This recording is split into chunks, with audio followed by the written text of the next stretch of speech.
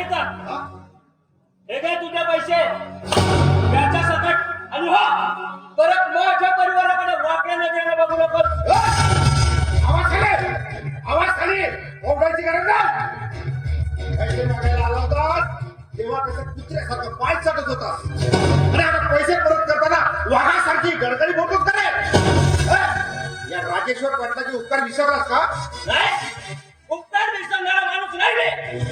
पण जे कृत्य तू माझ्या बहिणीसोबत त्या दिवशी केलास ते कृत्य नजरेआड करणे शक्य नाही. मी घरी नव्हतो नाहीतर तिथे तुझा मुद्दा पाडला असता. आमच्या कुणाला देतो आणखी कुणाला देतो का नाही? मी जर म्हणत आलं ना तर 5 मिनिटात तुझ्या अख्ख्या कुटुंबाला संपवू शकतो. लक्षात ठेव. खबरदार खबरदार राजेश्वर पाटील, परत असा विचार जर आपल्या मनातही आणला असता. अरे अरे जर का तू माझ्या परिवाराकडे साधी नजर सुद्धा टाकलीस ना तर जिद्द फलकून टाकेल तुला. एवढं मात्र लक्षात ठेव. आणि वा राजेश्वर पाटील, अरे वो जिगर नहीं जिसमें दम नहीं, वो जिगर नहीं जिसमें दम नहीं. बदमाश तू हो तो शरीफ हम भी नहीं. आपल्याशी वाकडं सरळ स्मशानात लाकडं.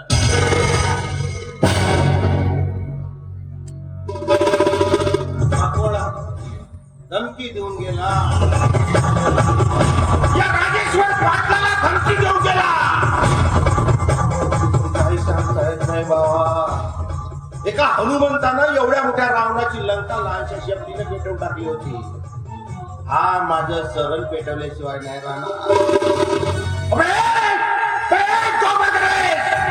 तुला या राजेश्वर पाटलाचं सरळ म्हणजे होळीची लाकडं वाटली काय? कुणी बी यावा आणि पेटवून द्यावा. तुझी चिता तर मी रचीन मी. ते बी चांगली चंदनाच्या लाकडानं आणि त्याला आग लागेल शुद्ध तुपानं. मला धमकी देऊन गेलास म्हणजे मेलास. पण या अज्ञानी जीवाला माहित नाही बेईमानीच्या भरोशावर हरणखोरीचा राज्य उभं करणारा हा राजेश्वर पाटील. तुम्ही ना गए